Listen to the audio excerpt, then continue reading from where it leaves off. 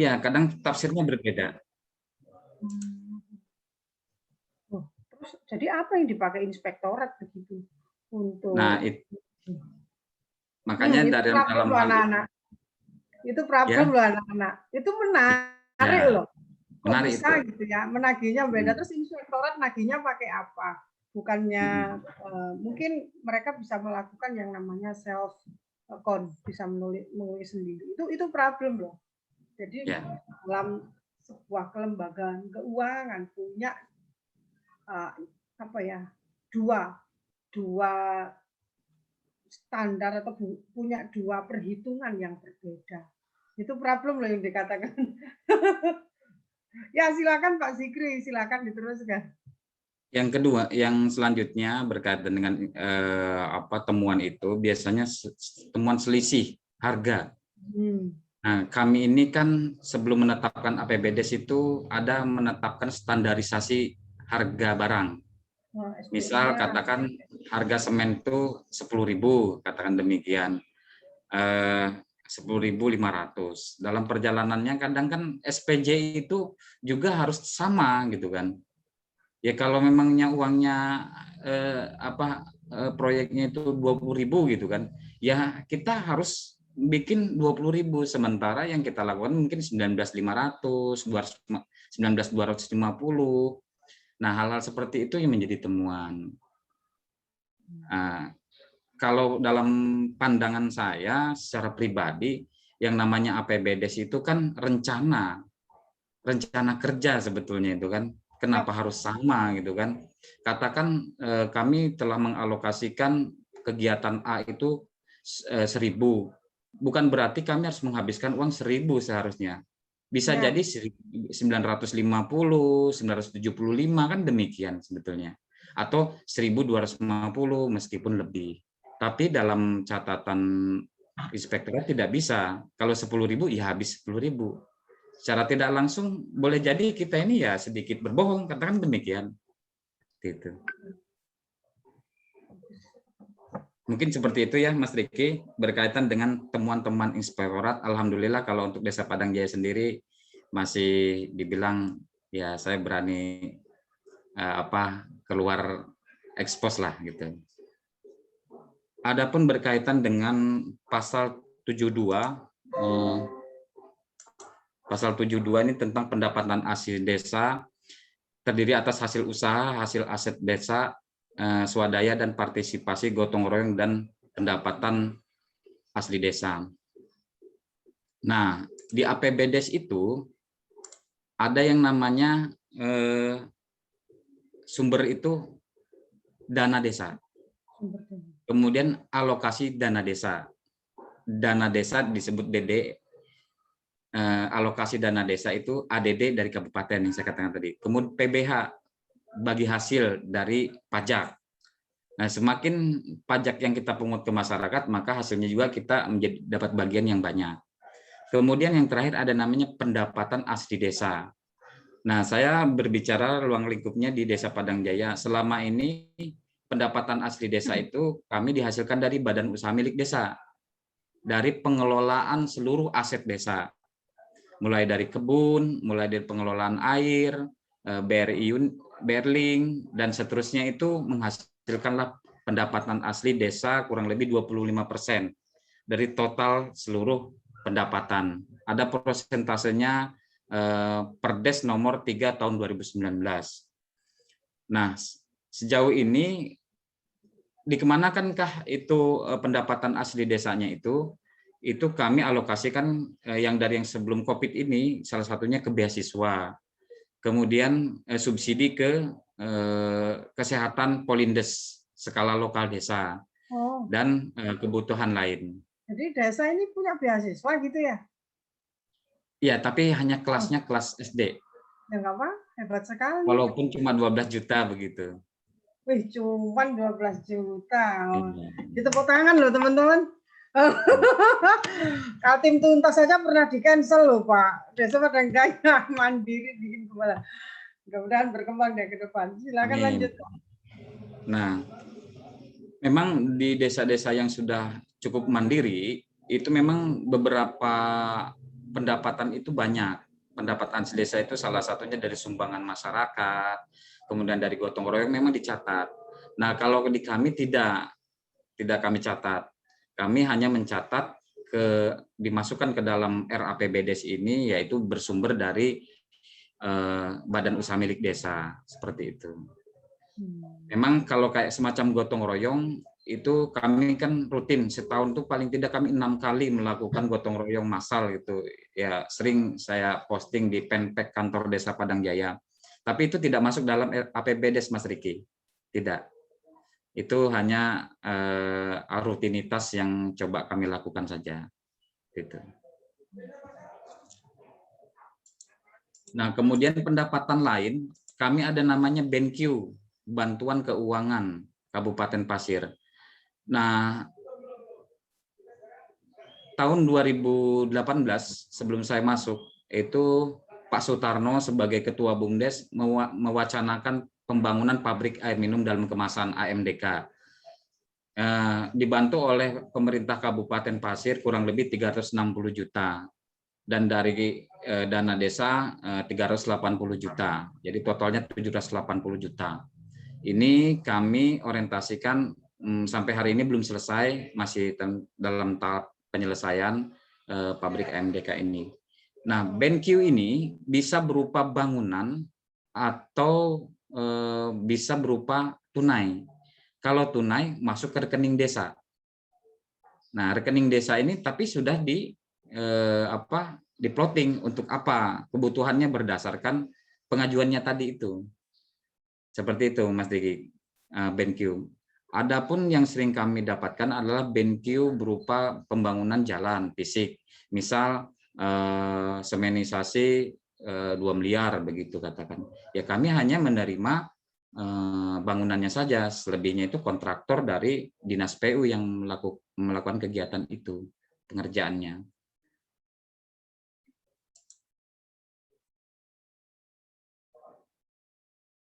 Nah, adapun hibah. Nah, seperti saya sampaikan tadi, itu kami ini setiap tahun menerima hibah bantuan stimulan PT Kideko Jaya Agung. Ya, katakan CSR-nya. Kurang lebih sekitar 150 juta. Nah, kami alokasikan 2 tahun kemarin terakhir itu adalah untuk membangun gedung walet. Alhamdulillah 2 telah kami bangun. Untuk tahun ini sendiri kami diorientasikan untuk membeli kebun kelapa sawit seperti itu. Barangkali itu mungkin jawaban dari saya Mas sedikit terkait dengan pendapatan desa. Baik Pak, terima kasih Pak jawabannya Pak. Oke. Luar biasa. Pertanyaan Riki ini tadi akhirnya menggambarkan ya. Anda bayangkan desa ini ternyata bukan hanya mengembangkan sawit, tapi juga mengembangkan sarang burung walet. Tadi saya dengar kelengkeng, kelapa. Terakhir ini tadi Pabrik air minum. Ya. Nah, saudara, kita lihat ya bahwa bagaimana desa itu saya katakan kemarin memiliki teknokratik untuk berotonom, untuk mengembangkan. Istilahnya Pak Zikri tadi bukan pembangunan desa, tapi desa membangun. Ini berarti memang subjeknya itu desa. Nah, saya pikir itu juga akan dilalui bukan hanya BIM Salabim ya, dapat 300 sekian, dapat 300 sekian, akhirnya ngumpul 1, beli kebun kelapa sawit yang akhirnya jadi aset desa itu kan Pak ya. Nah, itu juga tidak mudah semacam itu. Mungkin ada yang lain yang akhirnya penasaran dari meeting pagi hari ini. Saya persilahkan di sesi berikutnya ada yang mau ditanyakan? Siapa dari teman-teman kelas? Saya Bu. Siapa? Fahri, mangga, silakan Fahri. Terima kasih sebelumnya Bu. Mohon izin bertanya. Pak, saya ingin bertanya tentang peran kepemudaannya Bu di desa. Ini kan desa membangun. Jadi yang saya ingin tanyakan bagaimana Bapak dalam apa namanya, mengambil perannya si pemuda di desa-desa untuk membangun desa yang seperti yang Bapak inginkan. Karena dari pengalaman saya sendiri tentang pembangunan desa atau desa membangun, ada kesenjangan antara desa dengan pemuda-pemuda yang ada di sekitarnya. Contohnya ketika ada ingin gotong royong apa segala macam, peran pemuda itu tidak ada diambil dari desa itu tersebut. Jadi yang ingin saya tanyakan, bagaimana Bapak mengambil peran pemuda dalam pembangunan desa yang Bapak konsepkan? Seperti itu. Terima kasih Bu. Terima kasih Pak. Sekian. Sama-sama. Ya, Ini mungkin sudah saya jawab dulu ya. dipastikan yang tanya aktivis.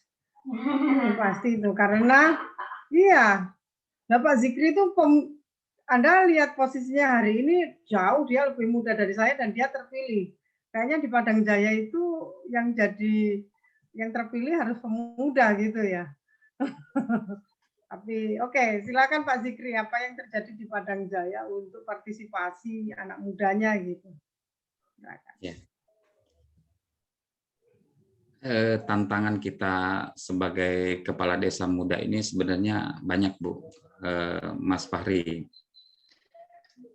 Kita ini secara umur menghadapi masyarakat ini jauh lebih muda.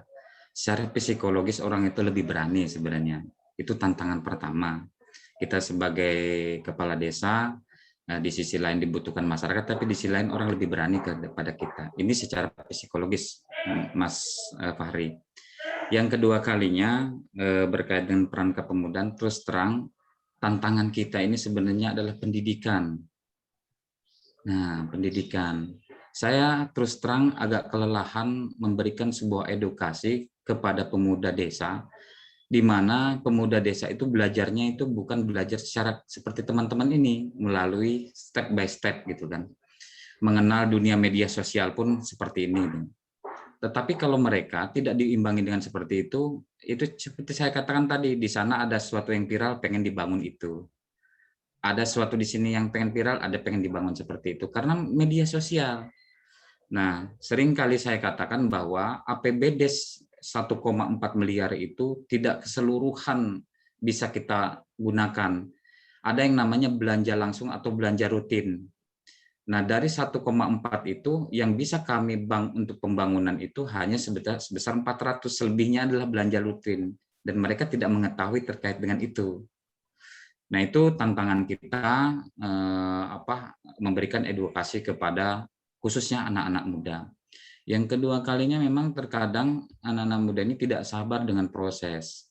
Ada yang namanya skala prioritas dana desa setiap tahun. Tahun 2019 skala prioritasnya A, B, C. Tahun 2020 skala prioritasnya A, B, C.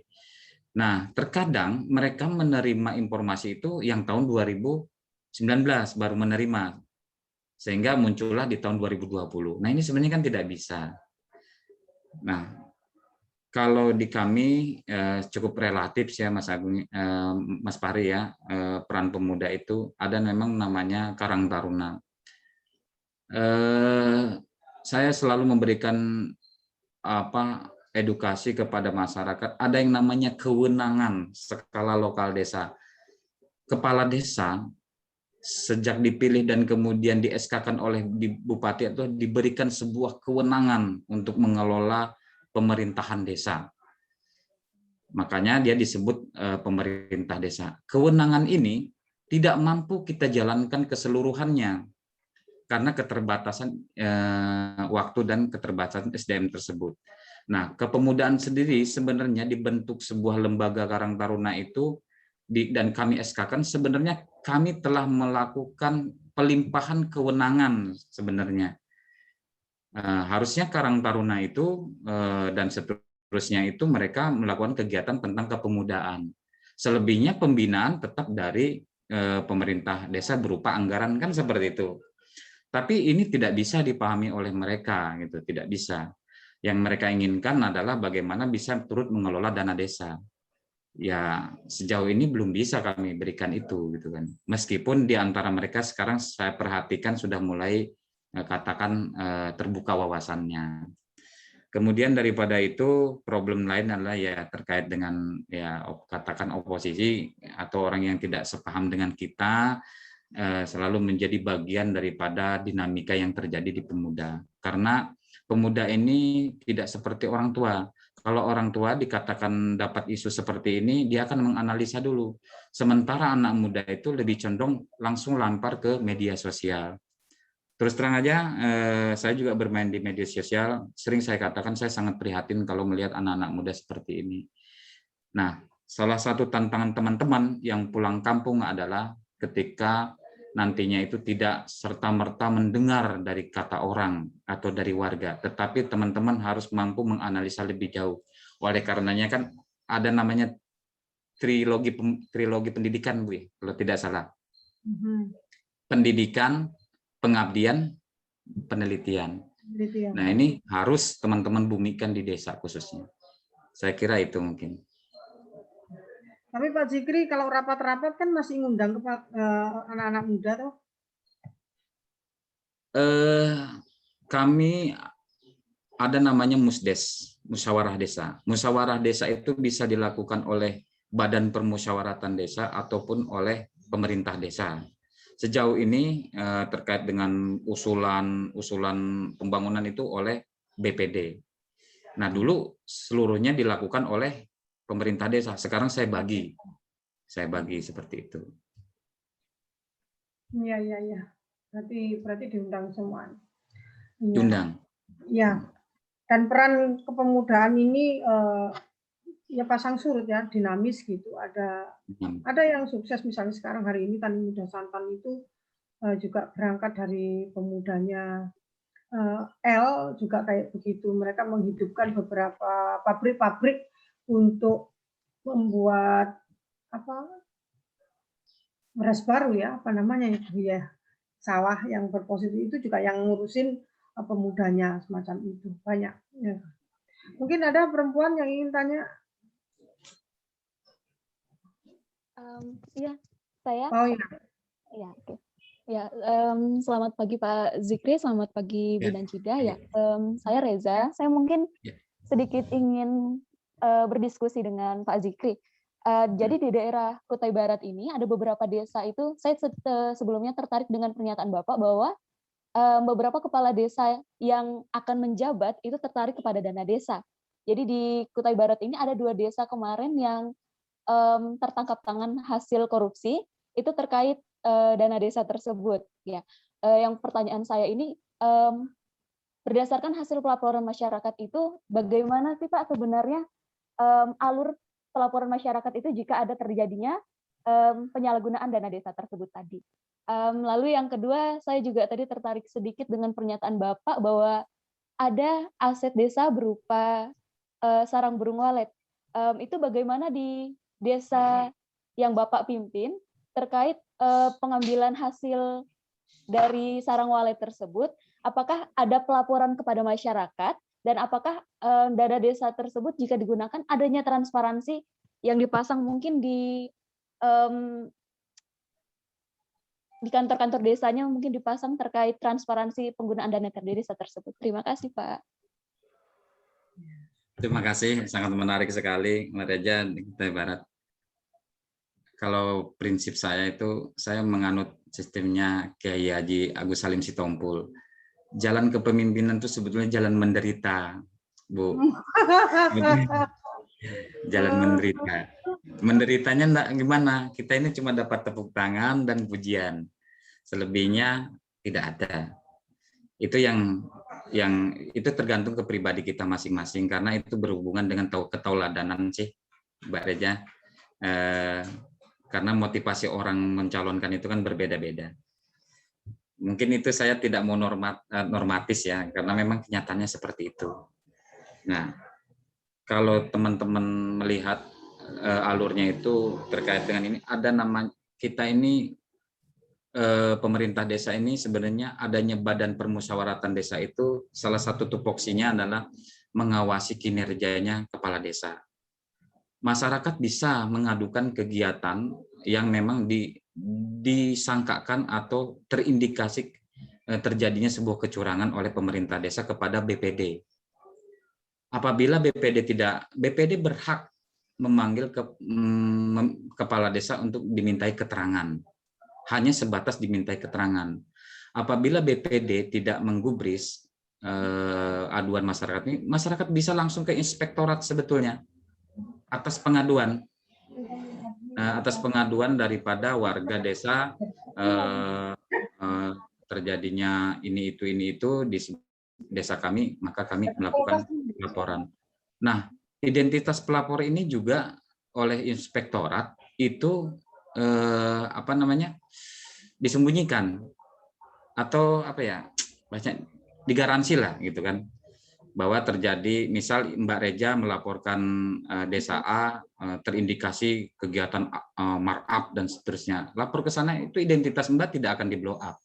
Itu di inspektorat yang saya ketahui. Nah, harapan saya jangan langsung ke kepolisian, Bu. Kenapa? Kepolisian itu sifatnya eksekusi. Nah, biasanya kepolisian itu menindaklanjuti daripada inspektorat dan kejaksaan.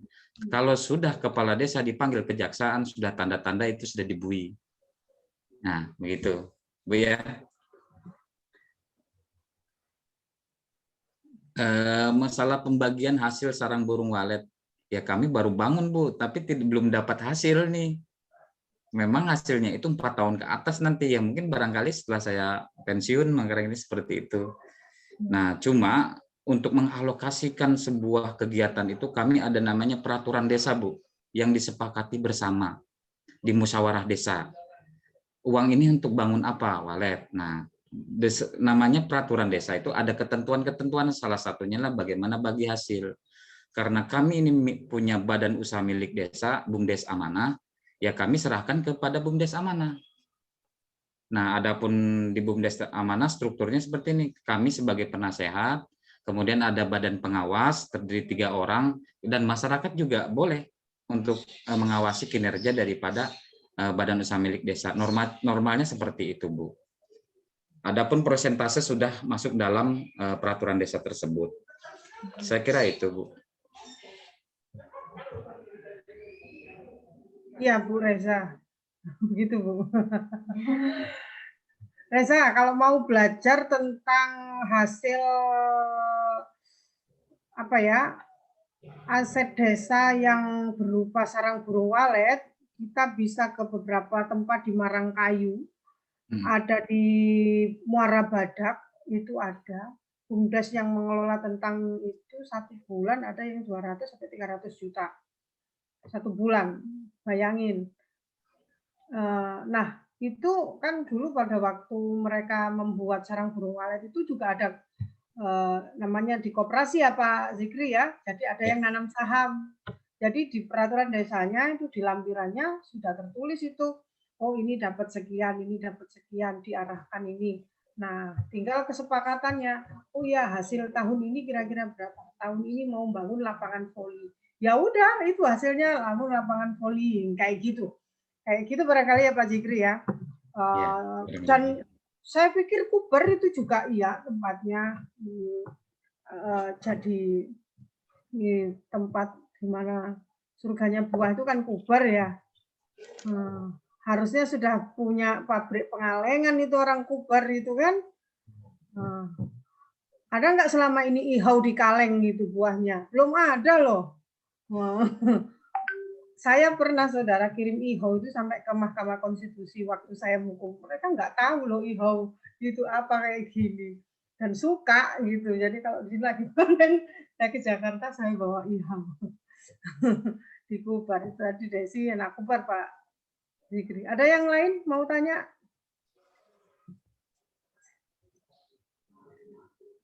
Ya, sambil menunggu yang tanya, saudara-saudara sekalian, bahwa menarik. Kalau bicara desa ini, Pak Zikri tadi sudah sampaikan, pembangunannya itu harus sebenarnya berbasis pada profil desa. Profil desa itu apa sih? Profil desa itu adalah gambaran desa. Jumlah penduduknya berapa, luasannya berapa, bahkan pohon di sana paling banyak pohon apa, tanah yang produktif berapa, semacam itu diukur. itulah sebenarnya profil itu harus ditulis sejujur-jujurnya. Karena apa? Itulah potensi desa sesungguhnya. Profil itu kadang nggak bisa kembar dari desa sini ke sana, tidak bisa. Hari ini apa? Disitulah saudara, pembangunan itu tidak bisa meniru kayak orang jualan. Hari ini banyak orang jualan kopi. Banyak yang jualan nyoklat, hari itu coklat. Booming kue-kue artis. Nah, tidak begitu, harus sustainable, harus berlanjut. Mungkin hari ini Pak Zikri itu menanam berapa hektar tadi kebun kelengkeng. Ini masih nanam. 10 tahun lagi kepala desa berikutnya mengelolanya bukan lagi menanam, ya, tapi mereka bagaimana mengurusin panen dan pasca panen. Nah, Anda bayangkan itu yang perkebunan. Anda bayangkan yang limpah, Tarakan, Muara Badak termasuk, ada di PPU yang potensi ikannya berlimpah, saudara. Kan nangis gitu ya. Ada ikan itu kualitas ekspor, tapi nggak bisa dijual, bisanya di ikan asin. Coba, apa ikan itu? Ya kan? Ini desa mengalami tantangan banyak. Bagaimana bisa desa itu memiliki, dulu Tarakan di sepanjang itu juga kayak gitu. Harusnya membangun kontainer bersama untuk bisa ekspor kepiting sokanya. Kalau Anda lihat kepiting nyinyir itu setiap hari dikirim mereka. Bisa mereka mengalami personal. Itu bukan hanya kerjaan satu desa, tapi kerjaan beberapa desa yang mereka patungan dari anggaran desanya untuk membangun support untuk produksi ikannya. Dan bayangin ikan gabus itu hari ini hanya di nasi kuning, kalau enggak nanti di ikan asin. Padahal sekarang dikembangkan sisiknya ikan gabus saja jadi kolagen. Itu disukai oleh banyak perempuan. Nah, bagaimana itu hadir di desa begitu? Jadi obat untuk pasca operasi dan lain sebagainya. Ini yang itu kalau kita orang ekonomi, tapi orang hukumnya itu mengatur apa? Itu tadi kalau nggak diatur di Perdes seperti yang Desa Padang Jaya lakukan, itu nanti akan diperkaya oleh kaum yang suka mengijon-ijon, oleh tengkulak-tengkulak, yang akhirnya ada bank-bank yang tidak jelas bertebaran di desa. Sehingga desa memang harus aktif melakukan itu, sehingga peran-peran ekonomi tidak diambil oleh orang-orang lain yang memperkaya dirinya sendiri. Begitu. Anda bayangkan, saya pernah Tarakan itu pernah mengalami bahwa rata-rata penduduknya dengan udang, dengan kepiting yang kualitas ekspor, dia terlilit utang rata-rata penduduknya itu antara 50 sampai 100 juta. Coba. Karena apa? BUMDesnya belum ada zaman dulu. Jadi tak terkontrol utang itu orang penduduk itu tidak terkontrol hutangnya. Bunganya berapa? Pembangunannya ke arah mana? Dijual ke kapal-kapal ilegal fishing yang langsung nangkring di situ, kapal-kapal Korea dengan sistem ijon. Yang akhirnya harusnya pada saat kepiting soka itu harganya kan dolar ya. Naik dolar dia tetap beli ya dengan harga 10.000. Saat itu dolarnya 17.000. Nah, sistem ini yang harus diambil oleh desa. Berperan untuk, karena di desa itu Pak Zikri bilang dapat tepuk tangannya itu desa jadi ujung tombak sekaligus ujung tombak. Orang Jawa bilang tombak itu tekor itu nah. Memang itu. Nah, kenapa saya panggil di sini Pak Zikri? Pak Zikri itu posisinya sekarang adalah merintis. Pembangunan rintisan itu di sini. Nanti the next di tahun yang Pak Zikri katakan tahun ketiga ya Pak Zikri, itu geliat teknokrasinya udah nggak kayak begini lagi gitu kali. Nah, semacam itu. Kita sampai jam 9:30 Pak Zikri waktu kelas kita. Saya mengucapkan terima kasih. Mudah-mudahan ini nanti jadi inspirasi, informasi buat teman-teman di Fakultas Hukum Widya Agama. Dan di Fakultas Hukum Widya Agama untuk bisa lebih ingin tahu gitu tentang bagaimana sih pemerintah desanya itu bergeliat, dan informasi tadi ada banyak poin yang bisa dijadikan mungkin paling tidak tugas akhirnya untuk dikembangkan dalam pemikiran-pemikiran lebih lanjut.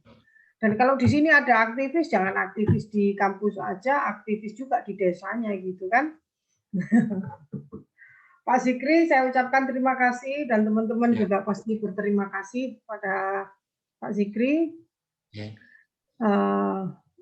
Jody, Reza, Riki, Fakri, terima kasih partisipasinya.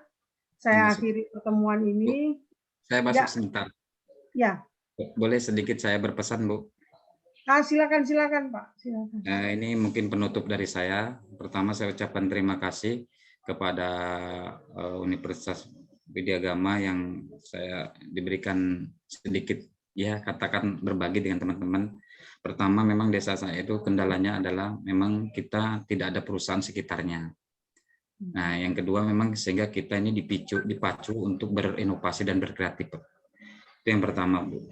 Teman-teman perhatikan barangkali siapa tahu ada teman-teman yang memang punya niat pulang kampung dan seterusnya. Status desa itu ada status desa berkembang, maju, dan mandiri. Sejak 2015 digulirkannya dana desa, berapa desa yang telah menjadi desa mandiri? Pertanyakan seperti itu. Dan kenapa mereka bisa mandiri duluan? Itu tantangan teman-teman untuk bisa kembali ke desanya masing-masing. Kami selama 2 tahun, alhamdulillah bisa dari desa berkembang menjadi desa mandiri di tahun 2021 nanti dipastikannya. Nah, oleh karena itu saya berpesan kepada teman-teman jangan hanya sekedar mengkritisi daripada pemerintahan desa. Bisa jadi mereka itu tersandung karena faktor tidak tahu sebuah regulasi. Bisa jadi memang mereka itu karena ketidaktahuan dalam menjalankan tuntutan masyarakat. Maka daripada itu teman-teman harus ketika pulang kampung hadir. Setidak-tidaknya itu ikut dalam musyawarah desa. Barangkali itu mungkin pesan saya kepada teman-teman yang memang yang hari ini memiliki kesempatan menempuh di perguruan tinggi. Terima kasih Ibu. Assalamualaikum warahmatullahi wabarakatuh. Mohon maaf atas segala kekurangannya. Ya, sama-sama Pak Zikri. Ya, berperan lah karena sudah ada mata kuliah dan orang hukum itu diperlukan memang terkait dengan regulasi. Karena kadang-kadang kebablasan karena mau gercep gitu ya. Tapi kebablasan, nah orang hukum itu di desa itu diperlukan untuk warning. Oh ini nggak boleh loh, itu nggak boleh kayak gitu. Atau ada peluang hukumnya begini boleh kok. Itu orang hukum kembali ke desa. Gitu ya Pak Zikri. Terima kasih sekali lagi Pak Zikri. Saya sampaikan sebenarnya kami di kampus-kampus ini juga mengertinya di buku-buku aja gitu Pak Zikri. Kalau kita nggak riset juga nggak bakalan tahu. Sehingga Pak Zikri berkenan untuk berbagi sharing empiris semacam ini itu adalah share yang sangat membantu sekali untuk menunjukkan jalan bahwa teori itu tidak basi, bahwa undang-undang itu tidak basi begitu. Betul.